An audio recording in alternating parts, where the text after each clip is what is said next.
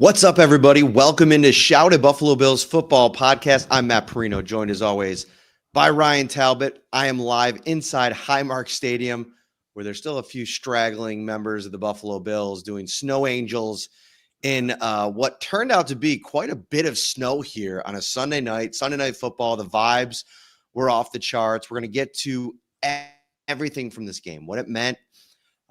Bills captured their fifth AFC East title in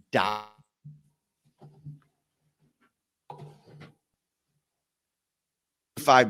You got me there, Ryan? I had a little bit of a.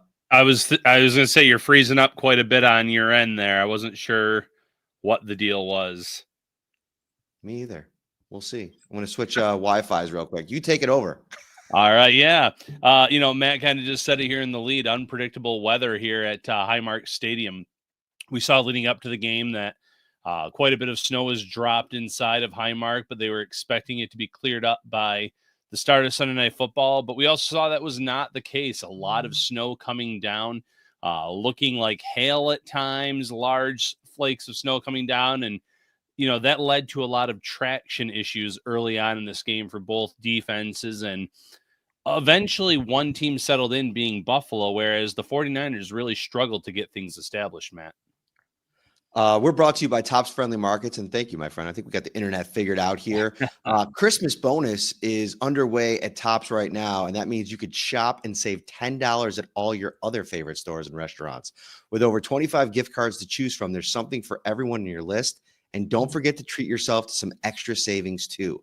Save on great gifts like toys and games from GameStop, Toys R Us at Macy's, things for your home from Lowe's, that big screen TV you want from Best Buy, and so much more just by shopping at Tops. Be Santa's biggest little helper with Christmas bonus from Tops. For a complete list of available gift card savings, visit topsmarkets.com/Christmas bonus. The MVP statement, Ryan Talbot, was made tonight by Josh Allen. And it's interesting because going into this game, I felt like, listen, this is not a running back award, right? Like, this is a quarterback award. It has been since 2012. Brent Axe, our good buddy over on the Syracuse beat, says, I got to get out there and do some snow angels. Maybe I will go out and do a snow angel after this. You never know, Brent. Stay tuned. And I'll send it out to the Shout Insiders. David says it's starting to look like my face again. Yeah, the beard's coming in a little bit day by day. But I said going into this game, it's a quarterback award. And right now there's two quarterbacks in the league that are vying for the MVP trophy, which I think was the same battle that we were looking at last year. And I think the big advantage that Josh Allen has over Lamar Jackson, I think Jackson's numbers are arguably better, but I think it's going to come down to, the Baltimore Ravens might end up as the 7th seed in the AFC, right? Ryan, how do you hand the MVP trophy out to a team that finishes 7th in the conference, barely squeaking into the playoffs? And listen, they might win their division, and maybe that changes the conversation. We'll see where the Bills are at the end of the line here.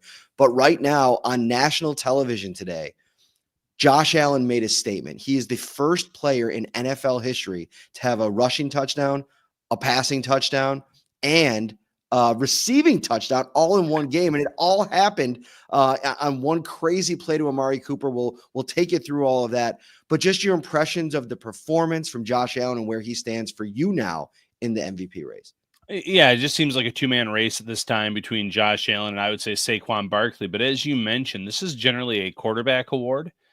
Seeding generally plays a big role in it as well. And with the Bills still vying for that number 1 seed, sitting at the number 2, clinching the division with 5+ games remaining in the season, everything to me points to Allen as the MVP. Saquon Barkley is the offensive player of the year. And like you said, for the reasons that Lamar Jackson won it last year, the seeding, the playoffs, you can't really take him seriously as an MVP candidate.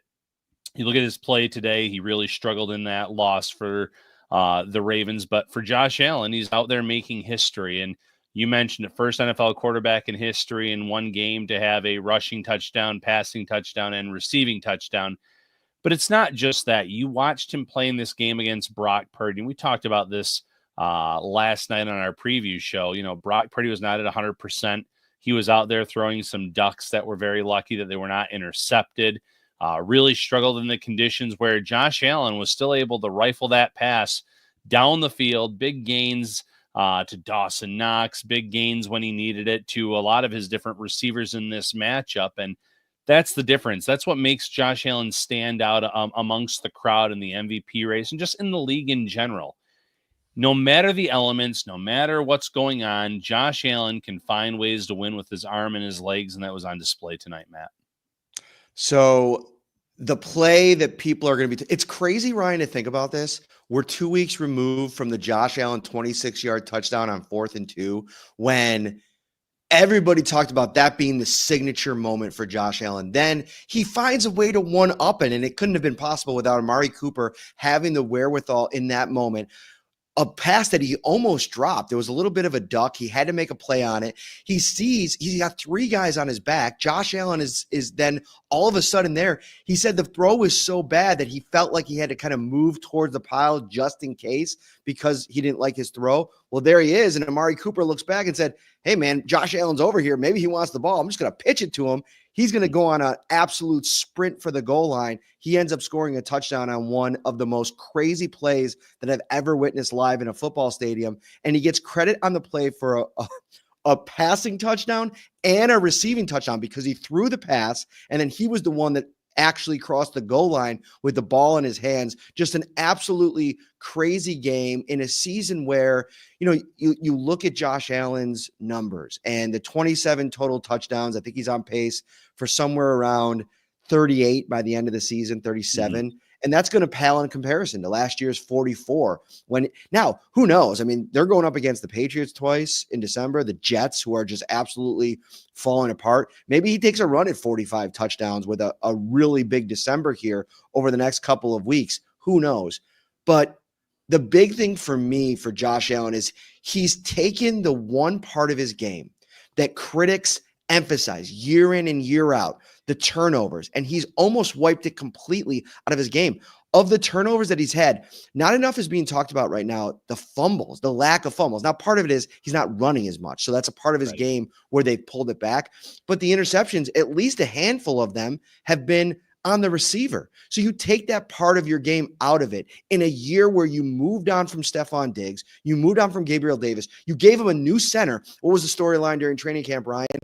How is Connor McGovern and Josh Allen going to get on the same page in time for the start of the season? Connor McGovern's been an upgrade. The Bills are running the ball when teams know they're going to run it. Josh Allen is having this perfect season. Everything that everybody wanted out of him for all these years, as he's showing all his superpowers, he's unveiled a new one this year. And to me, that's scary for the rest of the league. And as they push into the playoffs, there's such a multi-dimensional team now with the way that they can play on defense. They're getting healthier on that side of the ball, and led by Josh Allen on offense. Everything's coming up Bills right now, and they're an impressive team. Yeah, you mentioned the touchdown totals. I don't think he'll come close to the 44 because of what we've already seen this season. Games where he really hasn't had to throw the ball or play in the second half. Games like Jacksonville, games like tonight where he was out for most of the fourth quarter because the games were out of hand. And that's something MVP voters are going to have to consider. Okay, the stats aren't as good as last year, but the turnovers are way down. The Bills are winning a lot of these games in blowout fashion where Allen's not even playing one half or 1/4 of the game itself because of how well the Bills have these games in command. But tonight, he just, again, every week it seems like he one-ups himself in terms of the signature play. And between that and the run last week against the Chiefs, he's really kind of put a stamp on, why he deserves this award, why the Bills are more of a legitimate threat. I shouldn't say legitimate threat just this year because they've been a Super Bowl threat in years past, but there have been years where I feel like they've been too finesse and they've had to rely on Josh Allen being Superman of sorts, where this year they just seem so well-rounded. And a lot of it has to do with the play of Josh Allen, the run game, the offensive line, as you mentioned, and even the defense really stepping up. And after some starts where opposing teams have put up a lot of yards or points, they settle in and they really shut things down. So this team, led by Josh Allen this season, seems to be more well-rounded, more balanced than they've ever been. And that, to me, makes them the scariest version of this Bills roster in any year that he's been on it.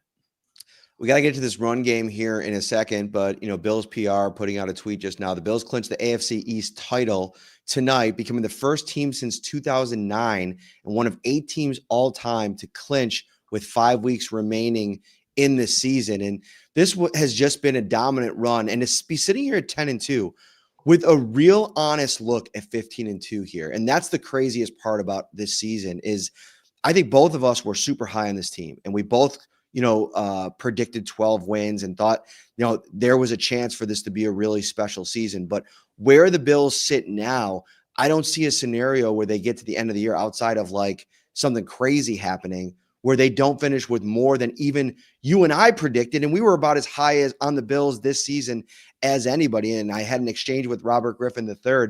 Hopefully we could book him on the show this week to talk about what really, and I know they probably were moving on from Stephon Diggs no matter what, but Robert Griffin III has this really funny place in Bills history now because of that video that he put out, the fan that responded to it, Diggs responding to the fan, and then Robert Griffin III coming back into the conversation. All of that kind of springboarded this complete identity change for this organization. And now you sit here and they're sitting better on December 2nd, going into the playoff push, better than any year that they've had Josh Allen. And that is crazy to say, knowing what they moved on from during the offseason and kind of the expectations nationally going into this season.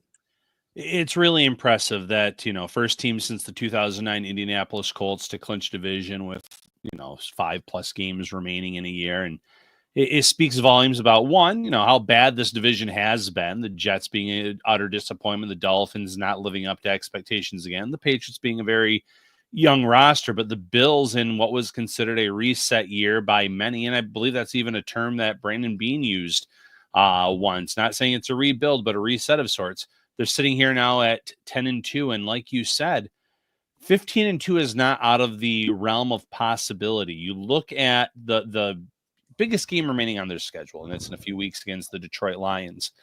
As good as the Lions have been this season, as dominant as they have been, you saw on Thanksgiving how they let the Chicago Bears back into that game. And had there not been that coaching blunder from Chicago, a good chance that the Bears tie or win that game somehow, some way. And I really don't feel like you're going to have those kinds of blunders from Sean McDermott, from Joe Brady, from any of this coaching staff, obviously, on either side of the ball. And with the talent that they have, they could, they could win that game. And like you said, the Rams game is next on the horizon. And then they still have 3 AFC East games left, 2 against a very young Patriots team that fought hard today against the Colts, and a Jets team that's just a disaster, and maybe a chance that they don't even have, they might not even be starting Aaron Rodgers at that point. It could be Tyrod Taylor or who knows what, but the Bills are in a spot where they could legitimately win this number 1 seed or finish the year with 15 wins. I'm looking at the numbers for James Cook, and I think if you could show a Bills fan the rushing totals in 2024 when the Bills drafted James Cook after trading down in the second round, and then flash that highlight reel 65-yard touchdown from this game today, I think you would have had everybody just jumping off of their couch for that pick when Brandon Beane made it. Because coming out of Georgia, there was a big question mark about James Cook and his ability to develop into an every down, all-purpose back in the league. And right now, Ryan, he has 11 rushing touchdowns on the season. Tonight's 65-yard scamper puts him into a class. 11 or more touchdowns. There's 5 running backs. Oh, sorry, more than that. I'm only looking at the AFC. There are 7 running backs in the NFL right now with 10 or more. There are, let's see here, 6 running backs with 11 or more. James Cook, David Montgomery, Joe Mixon, Saquon Barkley, Jalen Hurts. He's in his own category. And then Derrick Henry there at 13. James Cook is averaging 4.7 yards per carry this season. He's in a backfield where at times it is a share. Ray Davis took over early in this game. That was a huge drive to get the Bills in on that first touchdown. We'll talk about that in a minute. But across the board, as a rushing attack tonight, the Bills were really good. Dominant. And, It's funny. James Cook's first few runs, it felt like he was kind of running into a brick wall. He wasn't finding his footing. The Bills go 3 and out. He struggles a little bit, but that 65-yard run early in the second quarter, he really put a stamp on the game. And by halftime, he's over 100 yards. And Ray Davis, as you mentioned, rips off, I think it was a 13-yard run at the start of a drive, and then he plunges in for the first score of the game from 5 yards out. Ty Johnson gets a few carries where just, right downhill runner right in the middle, and he gets some good gains. It speaks to the depth of this team, but James Cook specifically, you said that coming into the league, and you're right. He was viewed as not a 3-down back. He was a guy that was not the number one back in his own backfield in Georgia. He shared and split carries there, and that was another part of there's a lot of, tread on the tires, so to speak, but can he be a true back? He bulked up this offseason. He still has that speed. And now he's being trusted in those, close to the goal line situations with the ball in his hand. And it's paid off a lot this season with touchdowns. And he can rip off the 65-yard runs, longest of his career to date tonight. And, a big reason why all these backs are so successful is the O-line, which our good friend Brian here shouted out in a super chat. So go ahead if you want to read that. Shout out to the O-line. Seems like Josh had all day to throw when he wanted to, and James and Ray Davis were not being touched until they were on the second level. I think that's a great observation from not only Super Chatter here on YouTube, but an insider, shout insider as well. I'm writing about it after the game, and I talked to a couple players. I couldn't catch Alex Anderson. He wanted to get out of there pretty quickly. I think he had some family, and it's always a shame when you're writing about a person, you don't get a chance to talk to him. But I got so much from everybody else about what Alex Anderson has meant to this running game, to this offense. There is a picture that the Bills put out. If you go and find their photo gallery that they put out, where Alex Anderson was celebrating a touchdown with literally his jersey pulled over his head and his entire belly and chest out in front of 70,000 here at Highmark Stadium. And, talking to David Edwards after the game too, it's like a game like this, when the elements are what they are. I saw that Next Gen Stats put out a couple of numbers. How did the snow affect play tonight? Slowest average max route speed for receivers at 11.8 miles per hour in a game this season. Fourth slowest combined pass rush get off, 1.1 seconds. 30% of runs for 10 plus yards, highest in the NFL this season. And a big reason why is the snow was coming. It was coming at a very high pace once the game started. It was tough to get your footing out there. And so I think on both sides of the ball, these teams were trying to figure out how to deal with the run game. And David Edwards said it's hard even more so when a team knows you want to run and you go out there and you out-physical them and you're able to run anyway. And to me, that was the biggest takeaway and something that I'm writing about. And you add Alex Anderson into the mix, and a guy that when they go jumbo package, they're about as good as any team in the NFL running the football. The Bills at one point in this game, Next Gen also put out this stat. In the first half tonight, they were 38.5% of plays they ran jumbo, 6 offensive linemen. They rushed for 110 yards and 2 rushing touchdowns. That's the highest by any team in a game this season. The O-line has been dominant this year, and I saw some of the comments say can't read too much in this game, the snow game and all that. But, this is what the Bills built this O-line for, is the elements and the fact that you could have some snow games like this, and they were dominant from their starting unit, Alec Anderson, and the jumbo package. We've seen Ryan Vandemark this year step up, Tylen Grable early in the year kind of being that swing tackle role. They are not just strong along their starting unit. They have depth, they have talent across the board. They have guys waiting in the wings like Richard Garage on the practice squad. This unit has been built from having those big money pieces on the ends, and Deion Dawkins, Spencer Brown, but it's the interior, it's the depth across the board. And you see Alec Anderson having fun. You see some of the pictures from earlier this week. I believe in the photos the Bills released was Will Clapp that was like shirtless in a photo with all the O linemen around him. That was Friday. I think it was Thursday or Friday that the Bills put out those photos. But this unit has just so much talent and so much depth that this is another reason why I feel like this team can make such a deep run in the playoffs and potentially make it to the Super Bowl. Jarrett asks a good question here on YouTube. Why do you think they started the game off with Ty Johnson and Ray Davis?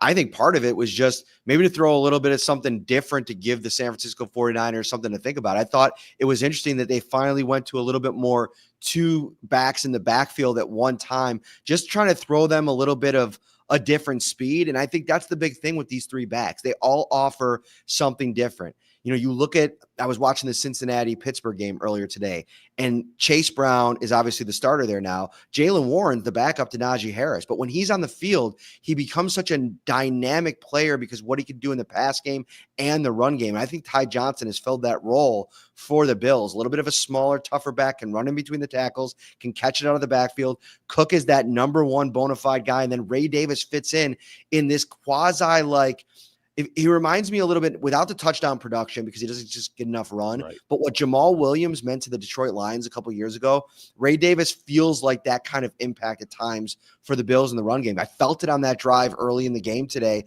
and they have such a great collection of talent there. And I think it was just in a game like this, you have to try to do a little something different to try to just, put a team off balance. And I think that they accomplished that. And then I think there's no better example of that than when James Cook was able to break off that big run.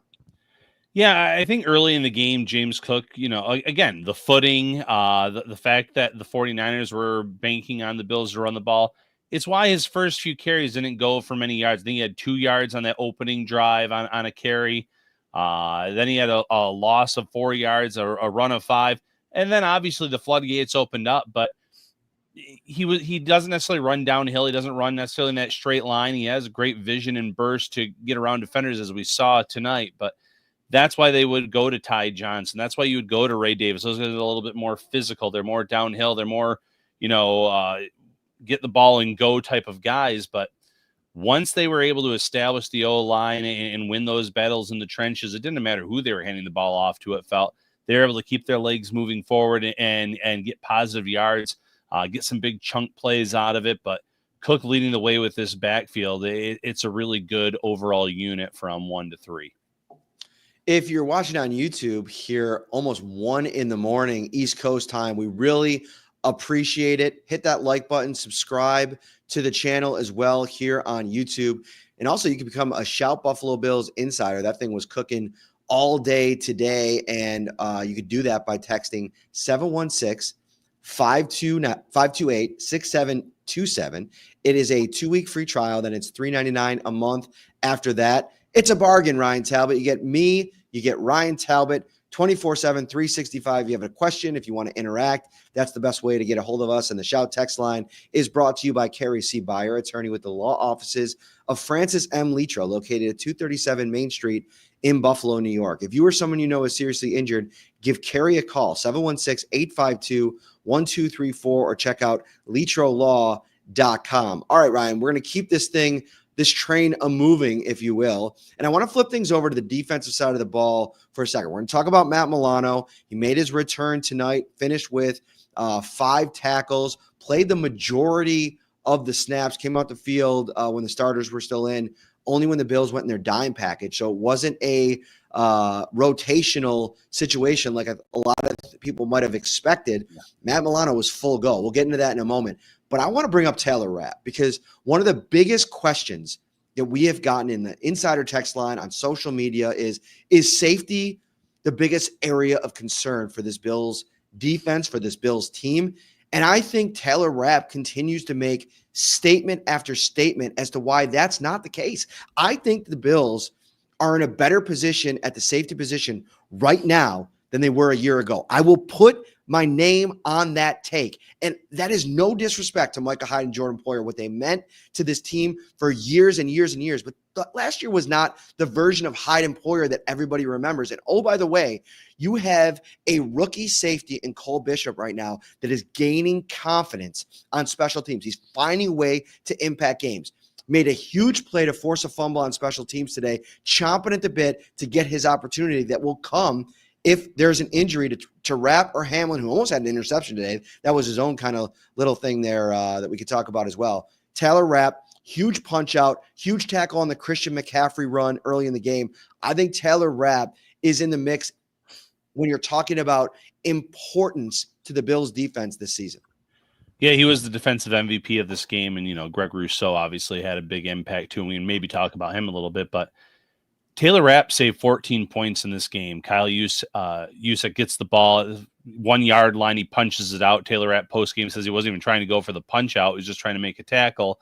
And it worked out in his favor where he did jar the ball loose, picked up by Christian Benford, and who returned it almost to midfield. I know the Bills didn't score points on that play, but it took 7 points off the board essentially for the 49ers. Earlier in that game, when Christian McCaffrey was healthy and running the ball very well, he was literally on his way to the end zone, but Taylor Rapp was able to kind of hit him on the ankle with the arm and bring him down to the ground. So there's another touchdown taken off the board. He saved this team today. He's made a lot of big plays for this defensive unit. And, going back to the question you say we get all the time, is safety the biggest issue? No, it's defensive tackle. And we can talk more about that as well on the defense side of the ball. Taylor Rapp's been outstanding. Damar Hamlin was very good. I thought that he should have had the interception. That penalty called on him was pretty bogus.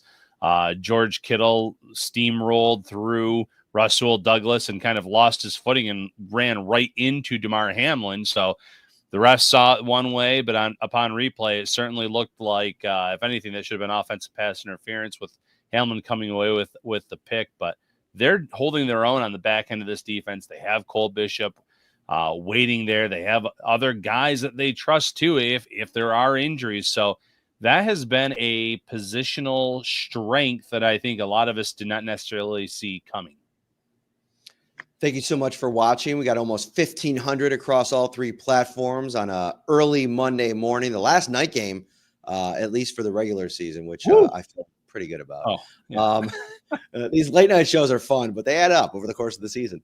Let's get to Matt Milano. So, I thought that there were some moments where you could see maybe some, I don't want to say tentativeness, but him trying to get back up to game speed. Like, I feel like if you want to talk about a situation where you could create a situation where it was like least optimal return game for Matt Milano, I feel like this would be it. The footing's terrible. The run defense at times, it really struggled. I mean, Christian McCaffrey looked like he was on his way to 200 yards early in this game, but over the course of the game, they forced the 49ers into some passing situations. Brock Purdy looked just like uncomfortable back there when he had to throw the ball. A couple of like errant passes. And, Jordan Mason, I thought, had a couple of good runs. And then obviously Guerrero had the nice run. I think that's his last name. Yeah. On the Grendo or something like that. Isaac Grendo. There in the third quarter, too little, too late. But I thought Milano getting the snap count that he got tonight, this was a great kind of push back into the situation. We'll see more from him next week on the road in LA, probably get a better pitcher. But I think just getting this out of the way in this kind of environment was a huge step for Matt Milano. Yeah, and Sean McDermott said post-game the plan was to have him out there on first and second downs. And he said Milano jokingly told him he was going to try to sneak onto the field sometimes on third down. He played a lot of reps in this game, though, and I'm not going to when I go back and rewatch it, I'm not going to necessarily evaluate his overall play in terms of what I see out of him because, as you mentioned, the conditions were not great. A lot of guys, not just Milano, both sides of the ball were slipping, were not gaining traction or being able to kind of maybe run full speed in this game. But just to have him out there on the field to see what he brought out there, to have him play so many snaps where I thought for sure that there was going to be more of a pitch count, more of a rotation with Dorian Williams. It's certainly encouraging and should only get better over these next few weeks, but great to see him back out on the field. I love the video you shared of the ovation that he got from the crowd pre-game and knowing the importance that he's meant to this team over the years. And it's just another one of those players who they're now healthy, and it's just going to help keep boosting this team with a few weeks remaining in the regular season as they look ahead to the playoffs. So much still to get to here over the next couple of days. We'll have a couple podcasts this week. Maybe we even get RG3 on the pod. He just responded on social media and said he's in. So we'll see if we can't set that up this week.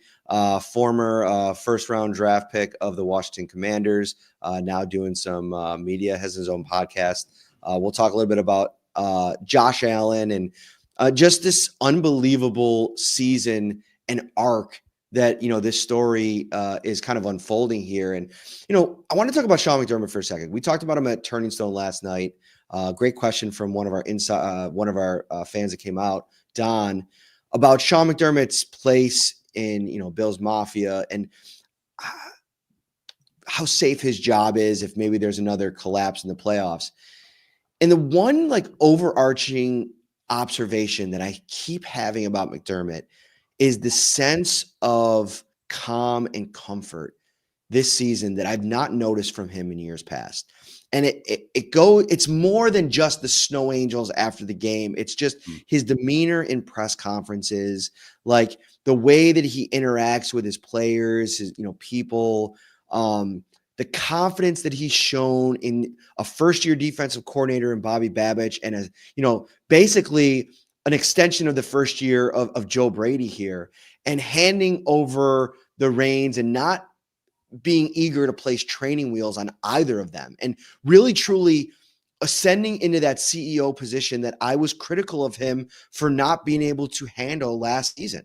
And I think the way that he's pivoted and gone into this season, being the true head coach and letting those two guys operate both sides of the ball, the culture that's been rebuilt in the aftermath of Stephon Diggs, I don't think you could say enough. I think depending on where the Bills finish, they finished the first seed in the AFC with the way that the Chiefs have been dominant win-wise, not with the way that they've been winning, but the fact that they've win Detroit and what they're doing. If they knock out Detroit, I think Sean McDermott has a real case for Coach of the Year.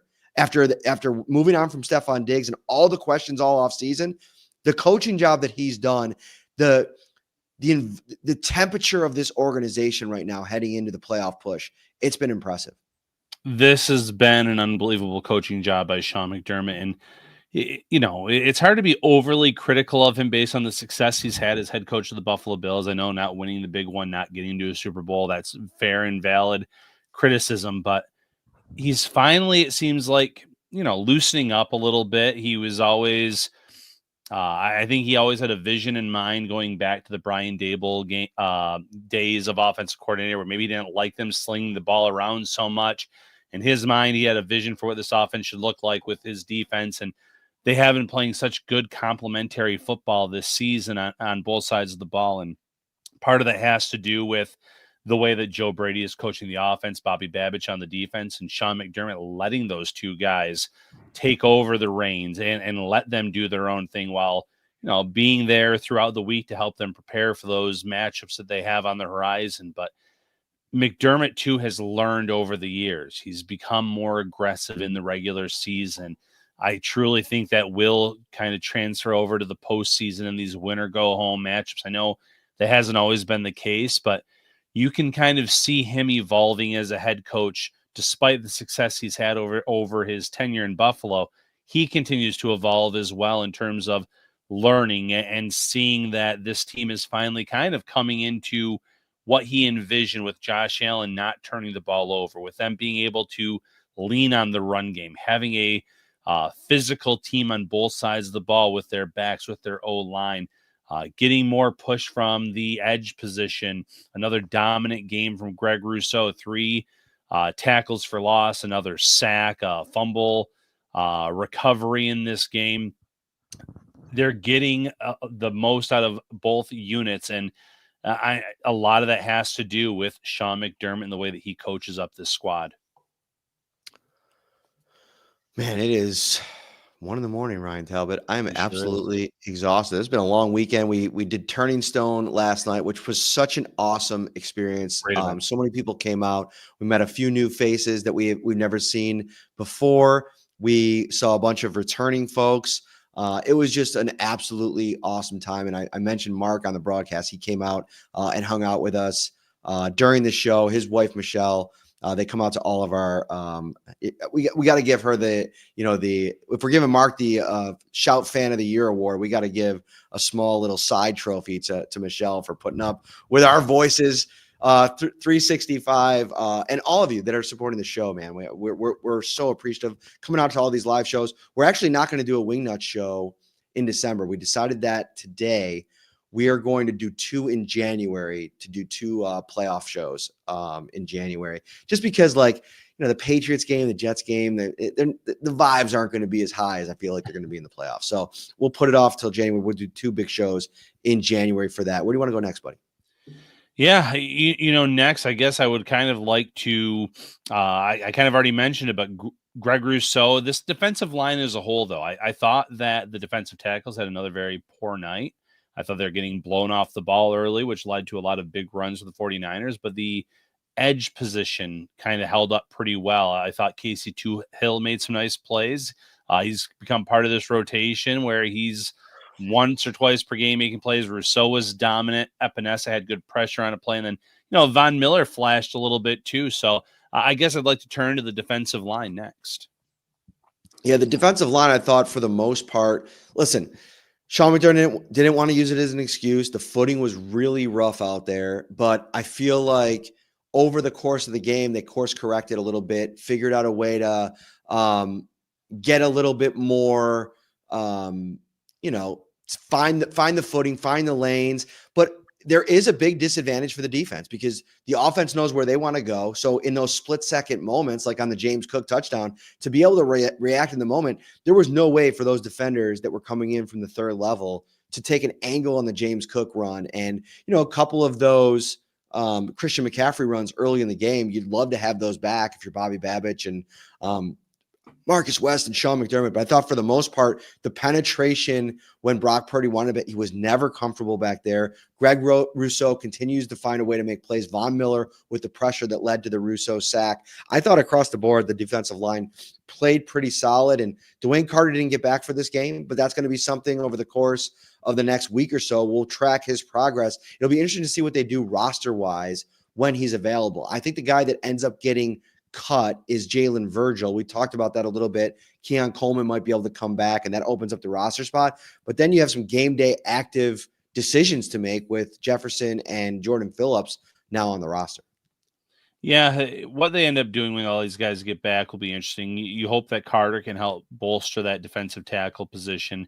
I just feel like that's been overwhelming as a whole this season, that Oliver hasn't built upon his campaign last year. Jones hasn't looked great. I thought Austin Johnson wasn't having the greatest game. And adding in Jefferson and Phillips, veteran presence type of guys, they're not impact players. It definitely feels like a position the Bills need to address either via free agency or early in the draft in 2025. But that's my biggest concern right now. But the edge position has been very solid. And you mentioned it. Brock Purdy didn't look comfortable. And I thought with the shoulder injury, it wasn't the wisest idea to have him out there in this game. And you saw a few times he pump faked with the ball and ended up getting sacked in most of those scenarios. It's like he didn't trust his shoulder to be able to make those throws or make, what he thought was open there in that moment. He had a lot of interceptable passes that, the Bills didn't haul in or they were taken away via penalty. He didn't look great back there. He didn't look like he was ready to play in this game, but I also understand from the 49ers perspective, this was almost a must-win game in terms of getting back into that division race. There's a lot of meddling teams in the NFC West, and if they could have won this game against the Bills, then maybe they saw is smooth sailing the rest of the way. But the edge rushers did a good job of containing Purdy. Purdy just didn't look comfortable out there, including the one fumble he had where the ball kind of slipped out of his hands. Another Josh Allen note before we get out of here. So he becomes the franchise's record holder with total touchdowns, passing Jim Kelly tonight. He does it in 106 NFL regular season games. He gets to 245. Jim Kelly ended his career with 244 in 160 games. So 50 some odd games fewer for Josh Allen. What's that end up being, like 5 seasons fewer than Jim Kelly played? He breaks the franchise record. Where are things at? Like I was thinking about this day, Bruce Smith, as where he stands in the NFL for sack production, knowing how hard that is. Like Myles Garrett has dominated the league, and he still has so far to go to get to Bruce. I still think Bruce sits atop the power rankings list when you're talking about all-time great Bills. But I think Josh Allen is nipping at his tail a little bit here. I think that he, year after year, you think about the years of prime that Josh Allen has left. And listen, the Bills go on to win the Super Bowl this year. Josh Allen is the greatest Bill of all time. I don't care what any of the stats say. To be able to get them to cross that finish line, I think puts him in that rarefied air. But man, it's tough because Bruce was a bad man. Bruce was a bad man, considering, a lot of the times they're playing like a 3-4 and he's still winning. The way they used him, the way that he was able to dominate despite not having the most advantageous matchups. So yeah, he was a very bad man, ending up with 200 career sacks. And even when the Bills released him, he had a few really productive seasons in Washington. Josh Allen, though, he's been dominant. He's going to be right there at the end of his career as long as he continues to play at this level. Up there, maybe at number one on the list of most TDs by a quarterback. And every time you see those, most touchdowns in X amount of games, he's always right there. It's him, Mahomes, Marino. These guys that a guy like Marino, an easy Hall of Famer, Mahomes is going to be a first ballot Hall of Famer. Allen too. But like you said, if he is able to ever lead them to that promised land, get them a Super Bowl, he has to be moved up to that number one spot, because that's something that a team that had multiple Hall of Famers in the early 90s, they weren't able to achieve that goal. If Allen can do that, and who knows, maybe some other guys on this roster eventually become Hall of Fame worthy. I just don't know if there is anyone else minus Von Miller who's not that same player anymore. I just feel like that would have to put him up there, clear-cut number one guy in franchise history. All right, that's going to do it for this episode. We will be back with plenty of reaction to this game and coverage for you all this upcoming week as we move towards Bills at Rams, which is going to be, I think, a really good game. The Rams are playing some good ball right now. They've been a little bit up and down, but I still think it's a tough test. They got Cooper Kupp, they got Puka Nacua, they got Kyron Williams and Matthew Stafford. I mean, that offense, I think, is going to be a really good test for this Bills defense. Shouts brought to you by Tops Friendly Markets. When you want to get game day ready on a Sunday, you want to get to Tops and get Sliders Sunday started your way with King's Hawaiian at Tops. Every Sunday is an opportunity to enjoy delicious sliders made your way. And now you can win while doing it. Vote for your favorite slider weekly for a chance to win tickets to the big game. Grab your favorite King's Hawaiian products from Tops and craft the ultimate sliders to make your Sunday even more special. Visit topsmarkets.com/slider Sunday. All right, Ryan Talbot, final thought. Yeah, final thought. Bills have clinched the division, but there's still work to be done. For anyone asking about if they're going to rest on their laurels, there's no chance that's going to happen. They've seen the way the Chiefs have had to eke out some wins here as of late against some pretty lowly teams. They're going to be in prime time next week against the Chargers. I see the Bills having the foot on the gas pedal as they try to claim that number one seed in the AFC. Another beard comment. I'm never shaving again. For Ryan Talbot, I'm Matt Parrino. See you soon, everybody.